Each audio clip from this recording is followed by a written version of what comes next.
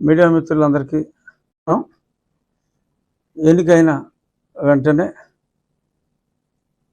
నా విజయాన్ని ఆకాంక్షించారు. అలాగే నేను నా పర్యటనలో ప్రజలకు ఇచ్చిన ప్రతి మాట కూడా ప్రజలందరికీ చేర్చేలాగా ఈ విజయంలో ప్రముఖ పాత్ర వహించిన మీడియా కూడా నా హృదయపూర్వక కృతజ్ఞతలు తెలియజేసుకుంటున్నా. అలాగే రేపు సోమవారం నుంచి మాకు అసెంబ్లీ సమావేశాలు ఉన్నాయి.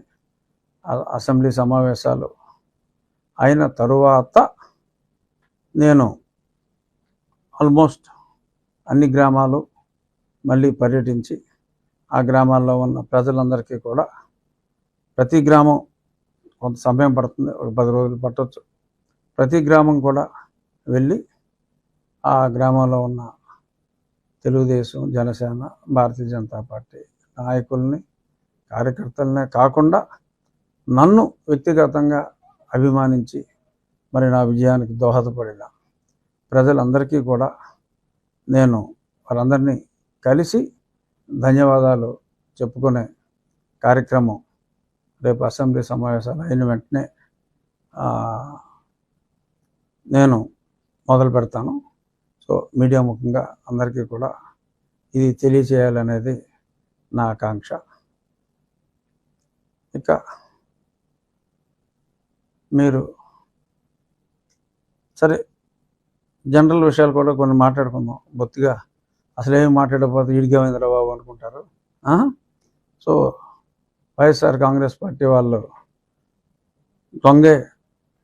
దొంగ బాబాయ్ అన్నట్టుగా మరి ఇప్పుడు వాళ్ళు ఎవరిని కొట్టకుండానే ముందే మమ్మల్ని కొట్టేశారని మరి నిన్న ఢిల్లీలో విజయసాయిరెడ్డి గారు మరి చాలా గొడవలు చేశారు. మరి నాకు అర్థం కాదు ఏంటంటే, పట్టపగలు ఒక ఎంపీని తప్పుడు కేసు పెట్టి ఇంట్లోంచి లేపుకెళ్ళి అర్ధరాత్రి చావబాది అన్ని ఎవిడెన్స్లు ఉన్నా సరే, అంటే నాకన్నా వాళ్ళు ఎంత దుర్మార్గులో తెలిసినవాడు ఎవడు లేడు. సరే కొంతమంది చంపేశారు, అది ఉంది. బట్ ఒక ఎంపీ స్థాయిలో ఉన్నవాడిని ఈ రేంజ్లో వాళ్ళు చితకబాదారంటే మరి వాళ్ళు ఎంత దుర్మార్గులు అన్నది నాకు బాగా తెలుసు.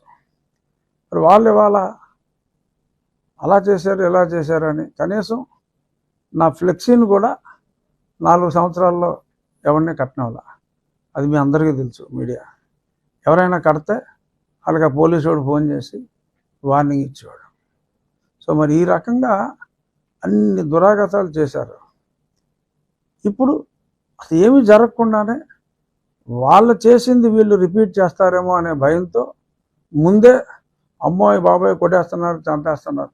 1-6 సంఘటనలు ఎక్కడైనా జరిగి ఉండొచ్చు. అది పార్టీలకి సంబంధం లేదు. 2 వ్యక్తుల మధ్యన ఏమన్నా ఉంటే ఎవడు దెబ్బతింటే, 2 కొట్టుకుంటే ఎవరు దెబ్బతింటే ఆ దెబ్బతిన్న వ్యక్తికి వైసీపీ ముసుగేసి వైసీపీ వాళ్ళని చంపేశారు అంటున్నారు. నేను ముందు నుంచి చెప్తున్నా, అరే ఆ పార్టీ సంకనాకి పోతుందిరా బాబు, ఓ 20 సీట్ల కన్నా రావు. సరే 11 వచ్చినాయి, నా అంచనాలు తప్పని. 20 సీట్ల కన్నా రావు అని ఎన్నోసార్లు నేను చెప్పా. చివరిలో కూడా అలా మాటలని పందాలు కాసుకుంటారేమో, అది పిచ్చాసుపత్రిలో చేసుకోవాలి. అక్కడ ప్రమాణ స్వీకారాలు ఏంటి, ప్రజల ఓట్లన్నీ అక్కడ పడిపోయినాయి, చాలా దారుణంగా ఉంది పరిస్థితి. పందాలు కాయకండి రా బాబు, తర్వాత మళ్ళీ మీరు ఇబ్బంది పడతారని కూడా చెప్పా. ఆ పందాలు కాసుకున్న వాళ్ళు కొద్దిమంది ఆత్మహత్య చేసుకుంటున్నారు. సో మనస్తాపంతో ఆత్మహత్య అని చెప్పి, వైసీపీ రాలేదని మనస్తాపంతో ఆత్మహత్యలు అని చెప్పి, మళ్ళీ దానికి ఒక డిఫరెంట్ మీనింగు. మళ్ళీ జగన్మోహన్ రెడ్డి గారు బహుశా ఓదార్పు యాత్ర 2.0 స్టార్ట్ చేస్తారేమో, నాకు తెలియదు. నేను ఇంకా ఈ రోజు నుంచి వ్యక్తిగతంగా జగన్మోహన్ రెడ్డి గారి గురించి నేను మాట్లాడదలుచుకోవాలి. ఎందుకంటే ఆయన భాషలో చెప్పాలంటే మంచో షేడో, ఆయన చేయాల్సింది చేశాడు, వెళ్ళిపోయాడు. ఇప్పుడు జనాలు చూసేది మేమేం చేస్తాం, మేము ఇచ్చిన హామీలు ఎలా నెరవేరుస్తాం, ఎన్నో హామీలు ఇచ్చాం, ఆ హామీలు నెరవేరుస్తారా లేదా అనే దాని మీద జనం దృష్టి ఉంటుంది తప్ప జనాల దృష్టి ఇంకా జగన్మోహన్ రెడ్డి గారి మీద కానీ వైఎస్ఆర్ కాంగ్రెస్ పార్టీ మీద కానీ ఉండదు, ఉండకూడదు కూడా, అనవసరం. ఇప్పుడు మేము మాట ఇచ్చాం, మా మాట ప్రజలు విశ్వసించారు, జగన్మోహన్ రెడ్డిని కాదనుకున్నారు. మాకు మేము ఊహించిన దానికన్నా కూడా పెద్ద అందలం ఎక్కించారు.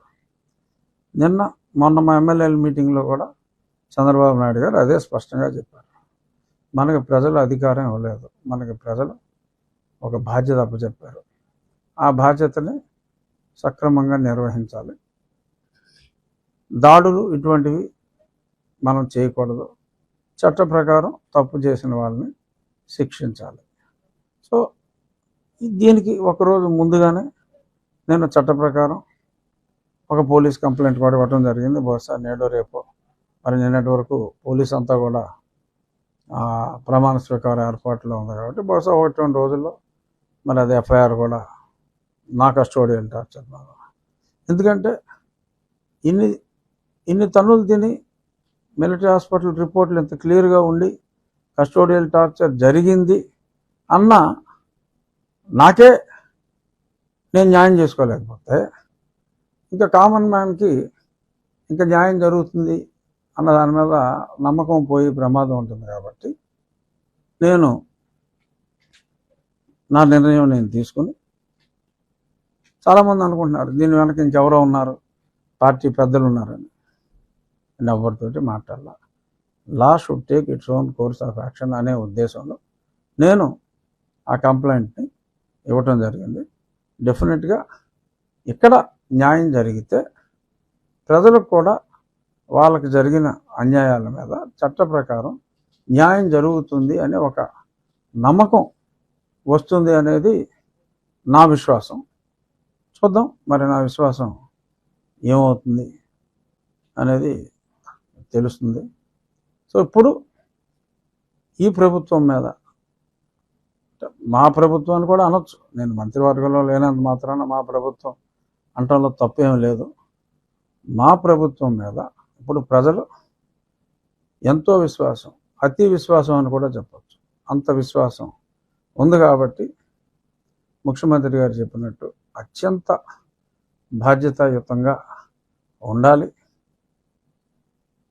డెఫినెట్గా ఉండకపోతే ఇక్కడ ఏ నాయకుడిది కాదు గొప్ప, ప్రజలే గొప్ప అని ప్రూవ్ చేశారు. అప్పుడు అతనికి 151 ఇచ్చారు, ఇప్పుడు ఇక్కడ 164 ఇచ్చారు. ఇచ్చింది ఎవరు? ప్రజలు. అప్పుడు తెలుగుదేశానికి 40 వచ్చింది, ఇప్పుడు ఇతనికే 40 వచ్చింది. సో ఆ 20% అన్నది that will make all the difference. ఆ 20% అన్నది 57% వచ్చింది. 40 పెద్ద పార్టీలకి నార్మల్గా స్టాండర్డ్గా ఉంటారు.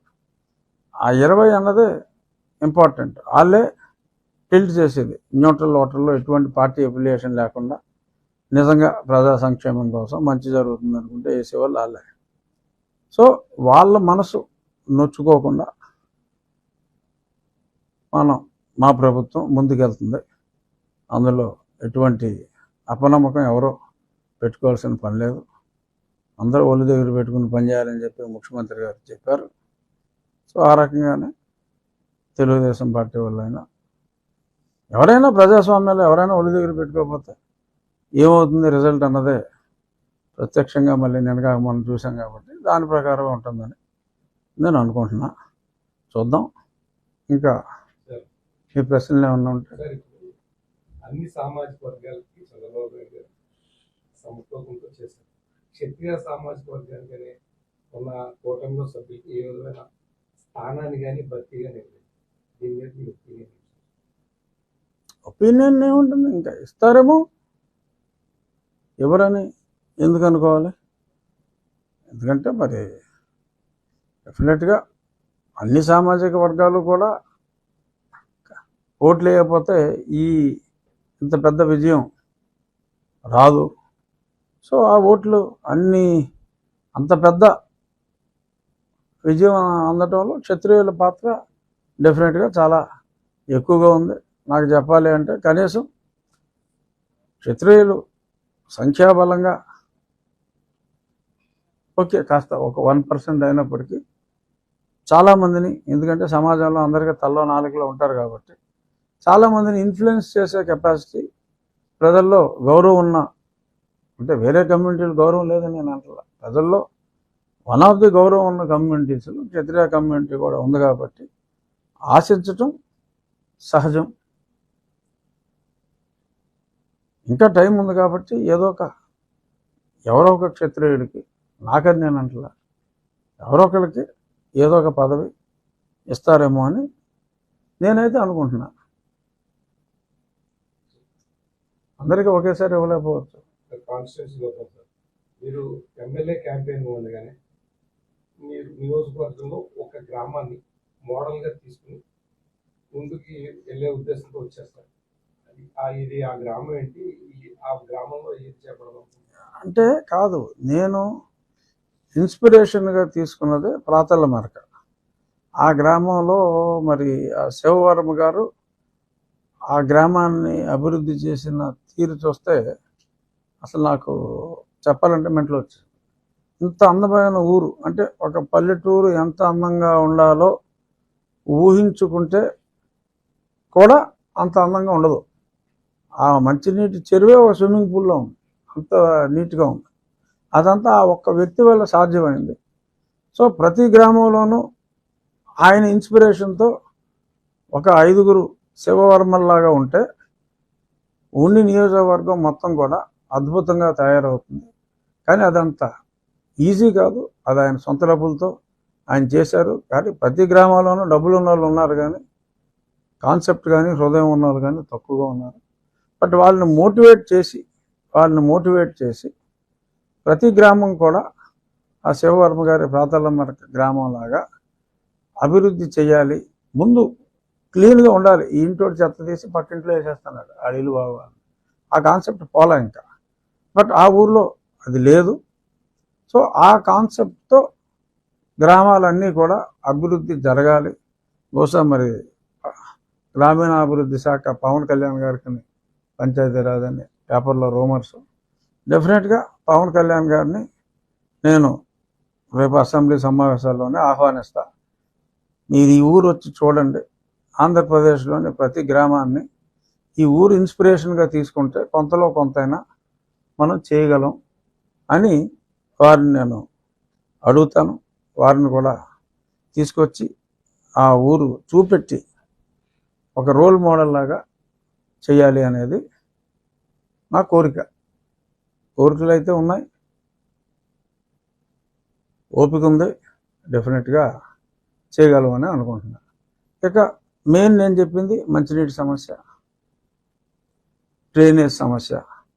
మంచినీటి సమస్యకి శాశ్వత పరిష్కారం టాప్ ప్రయారిటీలో. లక్కీగా నాకు ఇప్పుడు కేంద్రంలో కూడా జలశక్తి మినిస్టర్ సిఆర్ పాటిల్ గారని నాకు అత్యంత సన్నిహితులు.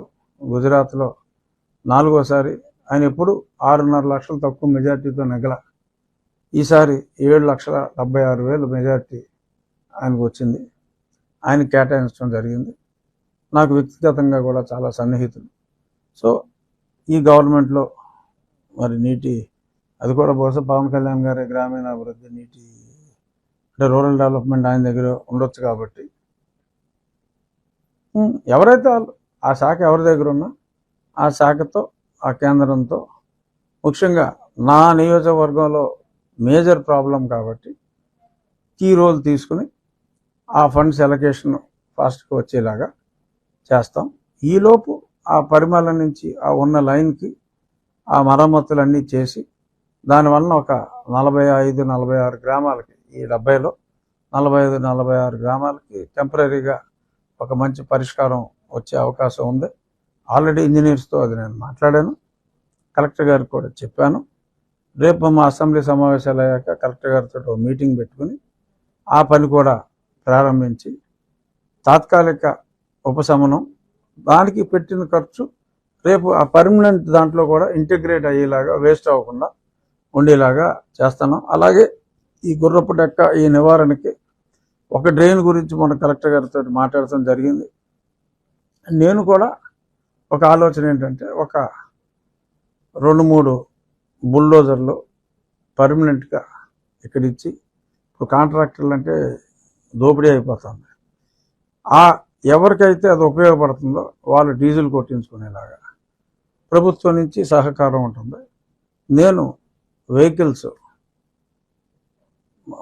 తెలిసిన వాళ్ళ కంపెనీలో, మా కంపెనీలో ఎక్కడో దగ్గర నుంచి తీసుకొచ్చి ఉంచి ఊర్లో ప్రయారిటీలో ఆ గుర్రపు డెక్కలు తీసేయటం, ఆ డ్రైనేజ్, ఆ పూడికలు తీసేయటం, కేవలం ప్రభుత్వం మీదే ఆధారపడకుండా ప్రభుత్వ సహకారం తీసుకుంటూ వ్యక్తిగతంగా మా సహకారం, ఆ రైతుల సహకారంతో ఇవన్నీ కూడా క్లీనప్ చేసుకోవాలి. కేవలం ప్రభుత్వం మీదే ఆధారపడకూడదు. ప్రజలు కూడా బెనిఫిషియరీ ప్రజలు అంటే బీదవాళ్ళు ఉంటే బెనిఫిషియరీ అతనేం చేయక్కర్లా. డబ్బున్నోడు అతనికి కూడా బెనిఫిట్ ఉంటుంది. ఏదో ప్రజలకు నలుగురికి ఉపయోగపడి చేసిన సాటిస్ఫాక్షన్ ఉంటుంది. సో వాళ్ళకు కూడా గుర్తింపు ఉండేలాగా వాళ్ళని సత్కారాలు చేసి ఆ ఊర్లో గౌరవించడం, ఇందులో యాక్టివ్ పార్ట్ తీసుకున్న వాళ్ళని. సో ప్రభుత్వం, పబ్లిక్, ప్రైవేట్ అండ్ డోనర్స్ పార్టిసిపేషన్తో ఈ డ్రైనేజ్ వ్యవస్థని, ఈ పుడికలు తీసేయటం, ఇవన్నీ ఒక ప్రయారిటీలో చేసేలాగా నేను ఏదైతే మాట ఇచ్చానో ఆ ఇచ్చిన మాటకి కట్టుబడి ఒక ప్రణాళికకి ఫౌండేషన్ వేయటం అయితే జరిగింది. రాబోయే నెల రోజుల్లో డెఫినెట్గా దాని మీద ఒక షేపు తీసుకొచ్చి మనం కూడా ఈ డెవలప్మెంట్ మీద ప్రోగ్రెస్ రిపోర్ట్ లాగా నేను మా వాళ్ళతోటి రెగ్యులర్ మీటింగ్లే కాకుండా మీడియాతో కూడా ప్రతి 15 రోజులకి ఒక ఇంటరాక్షన్ లాగా పెట్టుకుని మీరు కూడా అడగొచ్చు, పలానాది ప్రోగ్రెస్ ఎంతవరకు వచ్చింది. ఎందుకంటే ప్రజలకి నాయకులకి మధ్యన, నాయకులందరూ వచ్చి మమ్మల్ని కలవలేరు, వారధి లాంటి వాళ్ళు మీ మీడియా కాబట్టి డెఫినెట్గా we are also answerable to media for better communication to the public. So కాబట్టి మీ ద్వారా ప్రజలందరికీ ఎప్పుడెప్పుడు ఏమేమి చేయబోతున్నాం, ఎక్కడెక్కడ బుల్డోజర్లు ఉంటాయి, వాళ్ళు ఎలా ఉపయోగించుకోవాలి అన్నది ఒక స్కీమ్ వేసిన తర్వాత through media it will reach people. So ఎలా జరగాలి అనే దాని మీద ఆలోచనలు అయితే ఉన్నాయి, ఓపిక ఉంది. తప్పకుండా ఉన్ని నియోజకవర్గాన్ని ఒక మోడల్ నియోజకవర్గంగా చేయగలను అన్న నమ్మకం నాకుంది. సో దానికి నా ఉన్నిని నేను డెవలప్ చేసుకోవాలంటే దానికి పెద్ద పదాలు అవసరం లేదు. మంత్రులందరూ నాకు తెలిసిన వాళ్ళే, ఇబ్బంది ఏమీ లేదు, బ్రహ్మాండంగా జరుగుతుంది.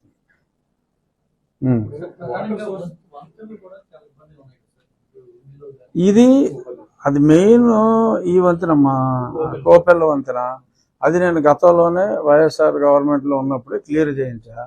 ఇప్పుడు ఆ శాంక్షన్ అలాగే ఉంది. ఆ కాంట్రాక్టర్లు అప్పుడు ఎవరో రాలేదు. ఇప్పుడు ఆ కాంట్రాక్టర్లని మళ్ళీ అది రీటెండర్ పిలిచి, సో అవసరమైతే ఇనీషియల్ ఫండింగ్ ఎవరితోటన్నా ఆ కాంట్రాక్టర్కి అప్పు ఇప్పించైనా సరే, మొబిలైజేషన్ ఫండ్ ఇవ్వలేని పక్షంలో అప్పు ఇప్పించైనా సరే ఆ పని అయితే మొదలు పెట్టేస్తాం. అది రైల్వే, అది మెయిన్ రైల్వే.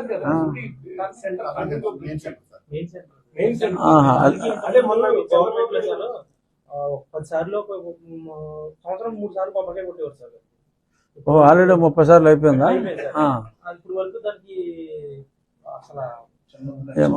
చిన్న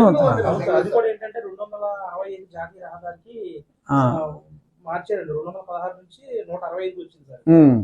అంటే ఆ వంతులు ఒకటే మటుకి చాలా ఇబ్బందికరంగా. ఏమో అది నేను ప్రత్యక్షంగా ఒకసారి చూసి నాకు ఐడియా లేదు. ఆ టర్నింగ్ దగ్గర ఓకే ఓకే. ఓ చిన్నది అయిపోయింది. ఓకే చూద్దాం.